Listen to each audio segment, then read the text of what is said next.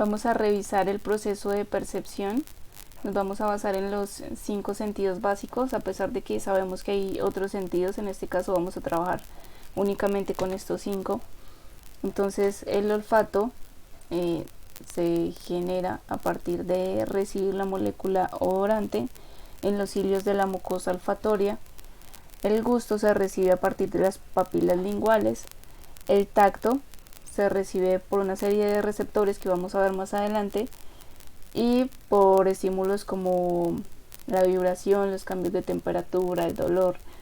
En el caso de la visión se recibe a través de fotones que llegan a los fotorreceptores de la retina, y en el caso de la audición se recibe a través de ondas que llegan a las células ciliadas de la cóclea. En los receptores somatosensoriales hay varias formas de clasificarlos, pues son varios. Tenemos que unos son terminaciones nerviosas libres y otros son terminaciones sensitivas.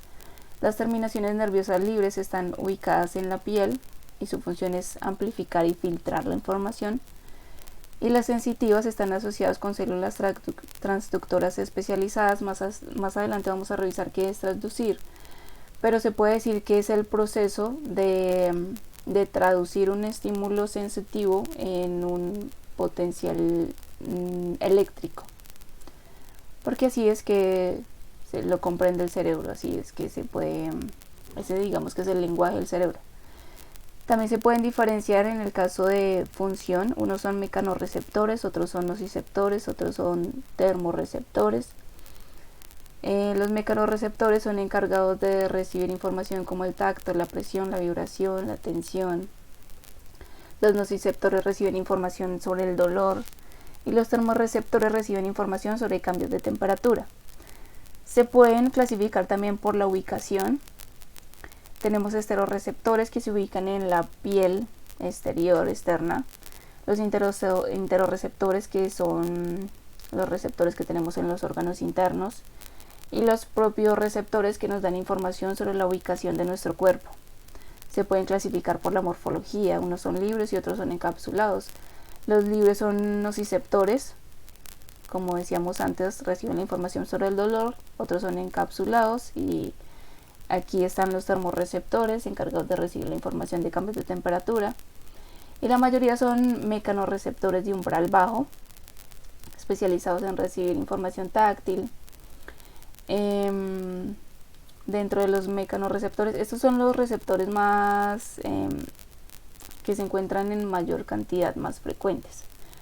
Tenemos los corpúsculos de Meissner, que están ubicados en las áreas donde no tenemos pelo y tenemos gran sensibilidad al tacto.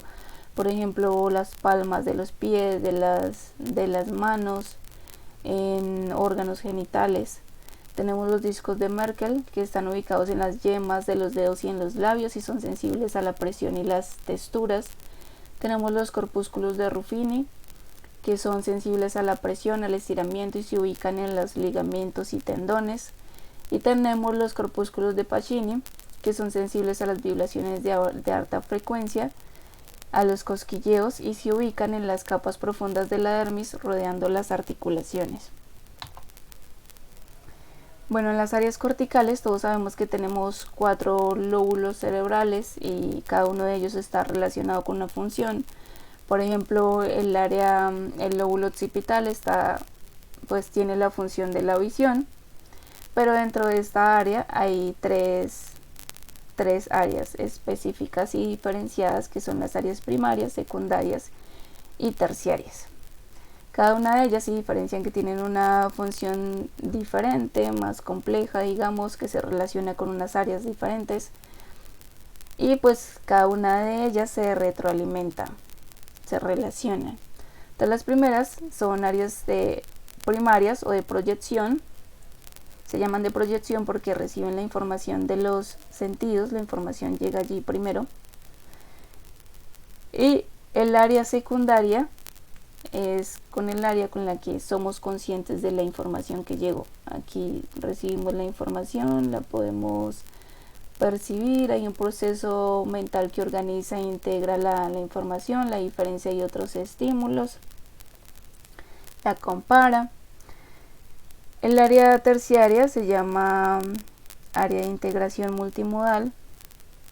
Aquí se integra la información, desaparece la relación, las conexiones que habían con otras estructuras, sino que se relaciona únicamente con las áreas corticales, sobre todo la primaria. Esto se relaciona, o su función es más de funciones ejecutivas, de razonamiento, aprendizaje, imaginación, personalidad, o sea, la información que ya recibimos por el área primaria y que interpretamos o que identificamos por el área secundaria, en el área terciaria ya la podemos usar en nuestro ambiente, ya podemos pensar, imaginar, usarla para hacer una tarea, para, no sé, usarla en mi ambiente. Estas áreas son funciones que tenemos únicamente los humanos y actualmente las desarrollamos hasta los 7 años de edad. Se completa el desarrollo hasta los 7 años de edad. Entonces el proceso de transducción, como les decía, es un proceso en el que el estímulo sensorial se traduce en un estímulo eléctrico, porque es como traducir una información de un sentido a un idioma, al idioma del cerebro. Y todos los estímulos sensoriales se traducen a ese mismo idioma para que el cerebro los pueda comprender. Entonces todo empieza en que este es el axón de la neurona, esta sería la membrana, este es el interior de la neurona, este es el exterior. El exterior siempre está más positivo que el interior de la membrana. Digamos que esto es un estado de reposo, un estado donde no estamos recibiendo ninguna información sensorial, donde no estamos aprendiendo. Pero cuando llega la información sensorial, se abren los canales de sodio y los canales de potasio. Entonces comienza a entrar más sodio. Aquí lo que vemos es la bomba sodio-potasio, en el que constantemente están saliendo 3 iones de sodio y entrando 2 de potasio. Por eso es que generalmente en el interior de la neurona está más negativa que en el exterior. Pero cuando llega esta información, se despolariza la neurona, porque se abren los canales de sodio, entra sodio, la neurona se torna positiva. Entonces cuando alcanza los 40 milivoltios se puede decir que se genera un potencial de acción y se puede decir que ya se tradujo la información sensitiva a un estímulo eléctrico o potencial eléctrico. Ya de ahí pues la neurona comienza a equilibrarse nuevamente, se vuelven a abrir los canales, entonces sale otra vez el sodio, entra otra vez el potasio, comienza a tornarse negativa nuevamente, y tanto que es más negativa que al inicio. Entonces ahí se llama que se hiperpolariza. Pero ahí sigue el proceso de equilibración hasta que vuelve a tornarse en potencial de reposo. Lo que quise hacer acá fue describir el proceso de sensopercepción de cada uno de los sentidos. Entonces primero la información llega a través de las raíces posteriores torácicas, superiores y cervicales. Información que puede ser de vibración, de presión, propiocepción. Entonces la información es llevada por el fascículo grácil y el cuneiforme a los fascículos a partir de esta vía hasta el núcleo grácil en núcleo cuneiforme, en la médula oblonga, hasta la médula oblonga, como lo veíamos acá. Los cuerpos celulares y los axones de las neuronas de segundo orden que se localizan en el núcleo grácil y el núcleo cuneiforme se decusan en la médula oblonga. Ascienden a través del tronco encefálico como el hemisco medial, y este termina en las neuronas talamocorticales de tercer orden. Las neuronas de tercer orden ubicadas en el núcleo ventral posterior del tálamo se proyectan hacia la corteza somatosensorial localizada en el giro central del lóbulo parietal. Aquí ya llega áreas corticales donde se interpreta la información, donde se genera un proceso de percepción de la información. Sensopercepción olfatoria. Entonces, la molécula odorante se une al receptor olfatorio generando un potencial de acción. Aquí vemos en la mucosa los cilios que reciben la información del olor. Los axones de las neuronas sensoriales dejan el epitelio olfatorio y atraviesan la base del cráneo a través de la lámina cribosa para entrar en el bulbo olfatorio. Entonces esta es la lámina cribosa y aquí vemos la neurona entrando en el bulbo olfatorio. Estos axones se agrupan en los glomérulos, que serían estos. Allí se produce la sinapsis con las dendritas de las células mitrales. Aquí vemos las células mitrales. Cada una recibe estimulación de un único glomérulo. Entonces, aquí habla como de la teoría de que hay mapas de olor, como que hay una vía de acuerdo al olor y por eso podemos diferenciar un olor de otro. Los axones de las células mitrales y en penacho de cada bulbo se unen para formar el tracto olfatorio, que estaría aquí. El tracto olfatorio lleva la información a la corteza olfatoria primaria ubicada en la superficie orbital posterior del lóbulo frontal y la superficie dorsomedial del lóbulo temporal.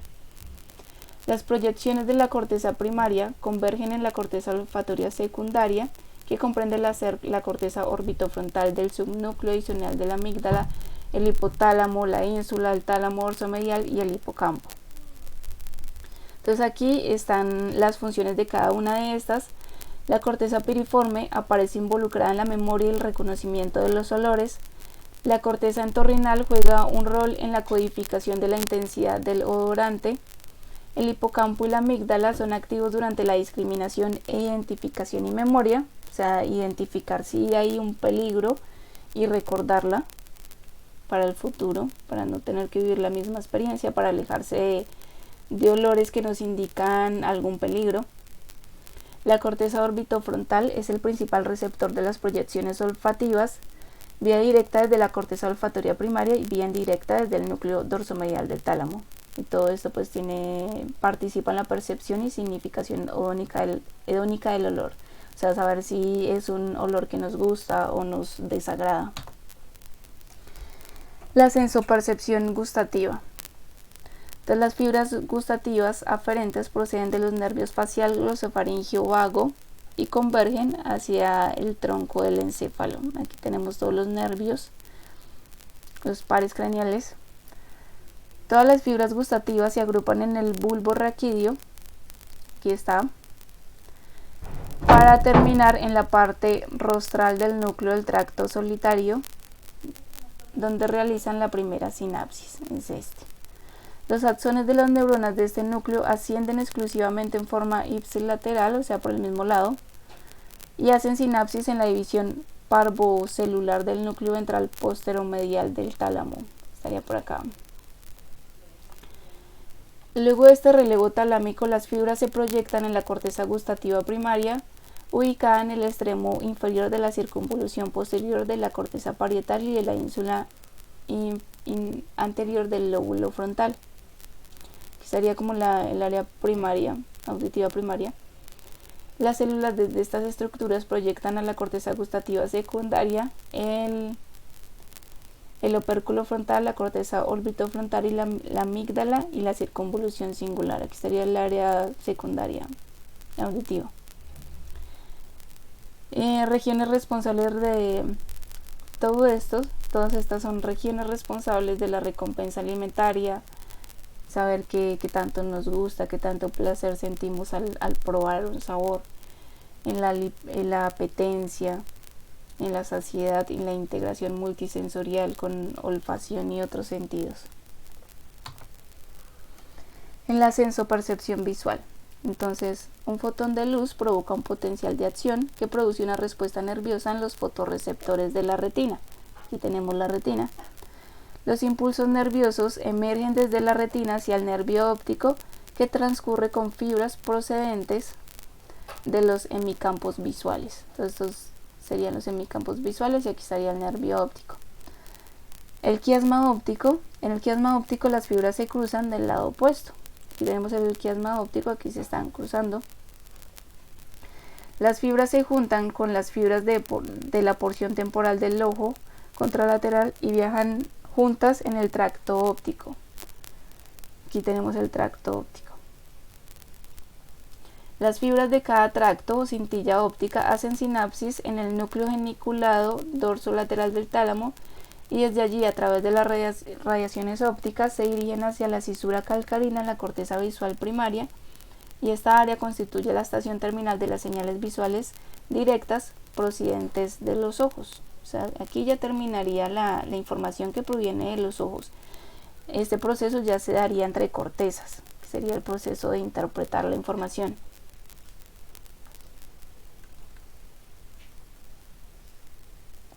En las áreas visuales secundarias reciben impulsos nerviosos con el fin de analizar los significados visuales.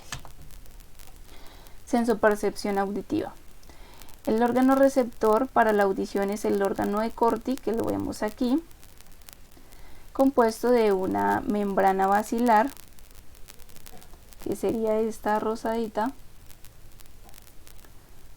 las células ciliadas, que serían estas amarillas, y la membrana tectorial, que sería esta verde que tenemos acá. Cuando los sonidos llegan a la membrana de la ventana oval, o sea, este órgano de Corti estaría ubicado dentro de la cóclea y la ventana oval también. Entonces como que la ventana oval es la puerta de entrada, digamos, al órgano de Corti. Cuando los sonidos llegan a la membrana de la ventana oval, los cambios de presión son aplicados al flujo del interior de la cóclea, provocando que una porción de la membrana basilar se doble, lo que determina que la membrana basilar se mueva lateralmente con respecto a la membrana tectorial, y este movimiento empuja directamente a los cilios de las células ciliadas externas y cambia su potencial de membrana.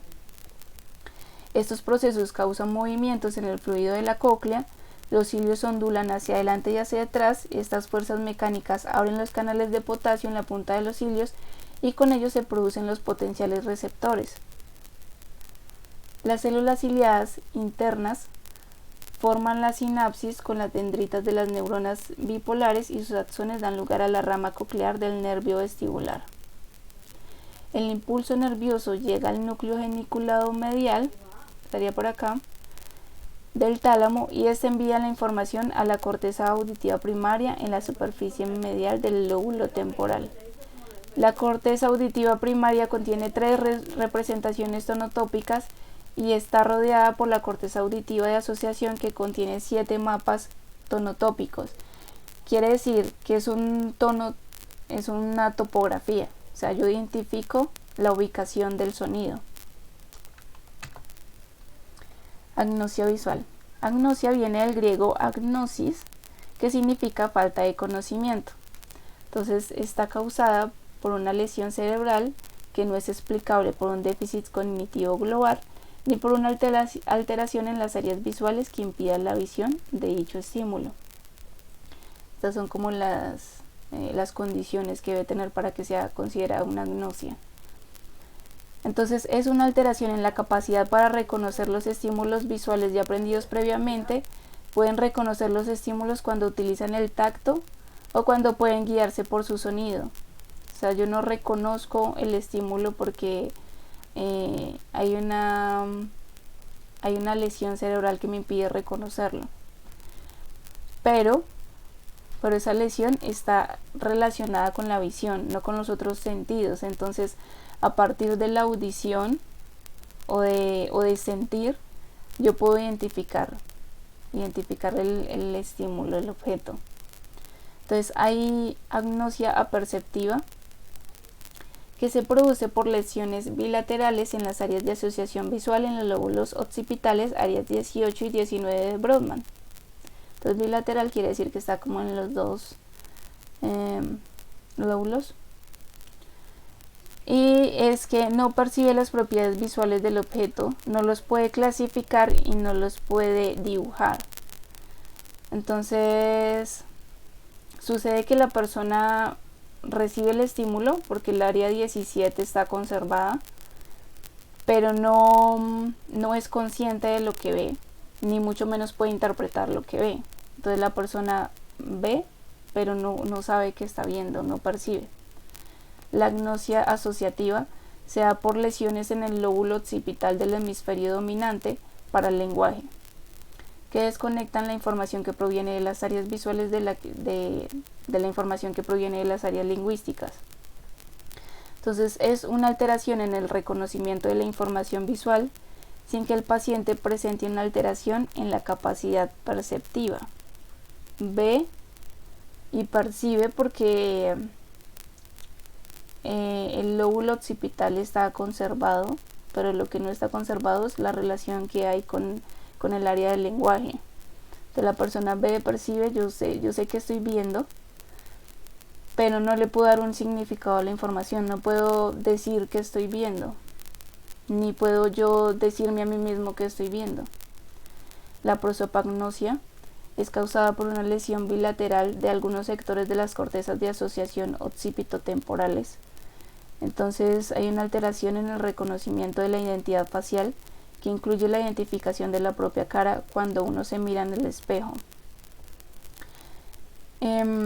Hay esta dificultad, pero la persona puede identificar a la persona por medio de otros sentidos como la audición, como reconocerle la voz, como reconocer sus movimientos o características del contexto. Digamos, yo sé quién es porque sé qué ropa usa, porque sé de dónde vive. Pero en el caso en el que el contexto no me da información, sí puede ser un gran problema reconocer a la persona. Agnosia para los colores. Entonces es causada por una lesión en el giro lingual y fusiforme de los dos hemisferios cerebrales en las regiones que contienen grupos de células que procesan específicamente el color. Y es una pérdida completa de la visión del color, solamente ven en tonos grises y no pueden denominar, recordar o imaginar los colores. O sea, el área cortical no está. No es que haya un problema en los ojos y yo pueda recordar el color a pesar de que no lo vea, a pesar de que vean grises, sino que no está, se borró del cerebro. Agnosia auditiva. Es causada por la lesión o disfunción cerebral teniendo una capacidad intacta para la audición. Áreas auditivas primarias conservadas. Entonces estas son las condiciones para todos los tipos. Es la alteración en el reconocimiento de los sonidos. Entonces hay una sordera pura de palabras causada por la lesión bitemporal y afecta ambas áreas anteriores del lóbulo temporal. Hay una desconexión entre la información auditiva ascendente y las áreas de asociación auditiva en el córtex temporal izquierdo. Y es el trastorno en la comprensión del lenguaje hablado más la alteración en la capacidad para repetir palabras o frases e incapacidad para la escritura del dictado. Pues hay una desconexión entre la vía auditiva y la corteza temporal izquierda. Agnosia auditiva para sonidos. Algunos autores consideran que esta alteración va acompañada de algún grado de afectación verbal, pero sin embargo pues no se menciona una causa de lesión cerebral. Y es una alteración en la capacidad de discriminar sonidos en ausencia de afectación del lenguaje. Algunos perciben los sonidos como distintos pero no pueden diferenciarlo y otros los perciben todos iguales. O sea, yo puedo distinguir que el sonido del tren es diferente al sonido de una campana, pero no puedo decir cuál es el de una campana y cuál es el del tren. Y otros pues no perciben una diferenciación, todos lo escuchan igual. La agnosia auditiva perceptiva, no pueden discriminar entre dos sonidos diferentes y esto se debe a la lesión en las áreas de asociación auditivas con el hemisferio derecho, Agnosia auditiva asociativa. Se debe a una lesión que afecta también al hemisferio izquierdo, que es el que permitiría la relación audio-semántica. Entonces son capaces de diferenciar dos sonidos, pero fallan en atribuirles un significado. como el ejemplo que daba anteriormente. Y la amusia se debe a lesiones en el hemisferio derecho, más concretamente en el giro temporal superior, y causa alteraciones en la percepción, la ejecución, la lectura y la escritura musical. Somatonesias o somestesias o somatonoxias. Es causada o puede ser debida a un fallo en la capacidad para discriminar las cualidades de los objetos que se palpan, o bien por un error en la relación entre las impresiones táctiles y el significado. O sea que puede ser debido a la capacidad, o sea, en la transducción, puede ser una dificultad en la transducción en las vías de la información táctil, del tacto, o puede ser debido a una lesión en el área de interpretar la información en la corteza. Entonces, agnosia táctil. Bueno, es la alteración en la capacidad para reconocer estímulos táctiles que se produce en ausencia de una lesión en las áreas somatosensoriales primarias. Esto sería como la condición. La ailognosia es la alteración en la capacidad para valorar la densidad y el peso o la conducción de calor de un objeto. La morfognosia es la alteración en la capacidad de percibir el tamaño y la forma de un objeto. La simbolia táctil es la alteración en la capacidad de reconocer los objetos cuando las anteriores están preservadas, o sea, cuando no se da una característica de las anteriores agnosias, se puede decir que es una alteración en la capacidad de reconocer los objetos. Asomatognosia es una alteración en el conocimiento corporal en la condición del propio esquema corporal. La somatognosia unilateral es el fallo en la integración de un lado del cuerpo dentro del esquema corporal completo. Entonces, como que no, y se da por lesiones en la corteza, en el córtex parietal derecho. Como que hay una parte del cuerpo que ellos no perciben y creen que es una parte de otra persona. Incluso si tú o si alguien les dice que su parte del cuerpo aún está, ellos van a decir que no. Por ejemplo, le dicen, no, esta pierna es tuya, y la persona va a decir, no, esa pierna es suya o es de otra persona la dejó aquí, o alguien está aquí durmiendo conmigo. Y puede sonar un poco gracioso, pero es real, porque el problema no está en el sentir de la pierna, sino en el área cortical. Entonces, lo que no está en el cerebro no existe, ni dentro de nosotros, ni en nuestro propio cuerpo, ni en el exterior. Asomatognosia bilateral, fallo en la integración del esquema corporal completo. Continuamos con somestesias somatognosias. Entonces tenemos anonoxia. Está causada por lesiones en el córtex parietal derecho y afecta a la parte izquierda del cuerpo. Y es la negación de la existencia real de una hemiplegia, parálisis en el miembro izquierdo. Entonces pues sería eso, como negar que tengo un problema, una parálisis en este caso. No sé que la tengo, sin importar cuán evidente sea. También veía que se puede causar con cualquier otra enfermedad, como en el caso del Alzheimer. Son personas que tienen esta enfermedad y que es evidente para todos los demás, pero para ellos no. Hemiasomatoxia. Hemiasomatognosia. No es consciente de la presencia de su lado izquierdo y por tanto no la utiliza. De nuevo, la persona no tiene el mapa de su lado izquierdo del cuerpo en su corteza, por tanto no existe. para esa persona no existen y es consciente de que no la percibe.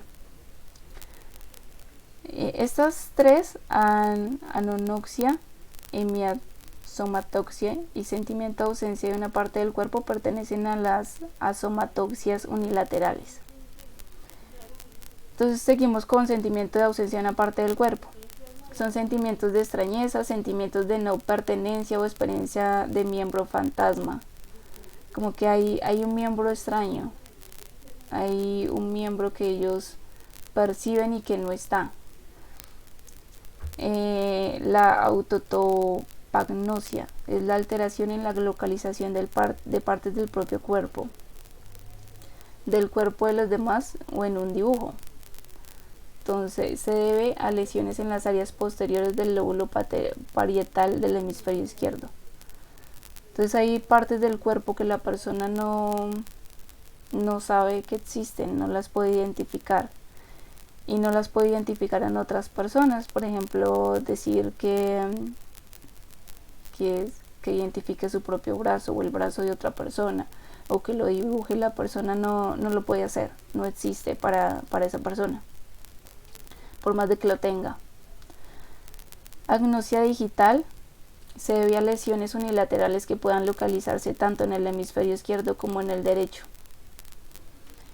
Y es un déficit muy específico en la capacidad para identificar los dedos de la mano, para denominarlos o para mostrarlos a la orden verbal, señalarlos señalarlos o dibujarlos.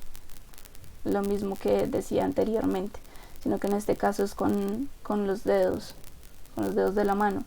No puedo identificar, no puedo señalar mis propios dedos ni los dedos de otra persona, ni tampoco puedo dibujarlos o señalarlos en una imagen.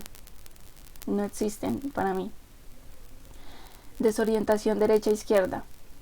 Se debe a lesiones en el lóbulo parietal o parietotemporal izquierdo y es la pérdida de la capacidad para identificar correctamente los lados derecho e izquierdo respecto al propio cuerpo, pero también los lados derecho e izquierdo del examinador, o sea, de otra persona tampoco los puedo identificar. Agnosia olfativa, que también se le llama anosmia, es causada por lesiones ubicadas en la zona de la base del lóbulo frontal y de la fosa anterior, donde se encuentra el bulbo olfatorio, que es una estructura que recibe las proyecciones sensoriales a través del tracto olfatorio y las envía al córtex frontal y temporal, al tálamo y al hipotálamo. Puede ser causada por condiciones médicas que están asociadas con la agnosia olfativa, como la epilepsia, la esclerosis múltiple, la enfermedad de Parkinson o la enfermedad de Alzheimer, o tumores cerebrales ubicados en el lóbulo frontal. Y es la alteración en la capacidad para oler, pero también pueden producir una alteración en la capacidad para el reconocimiento de los olores y los sabores. Entonces estas son las referencias en las que me basé y les agradezco mucho por su atención.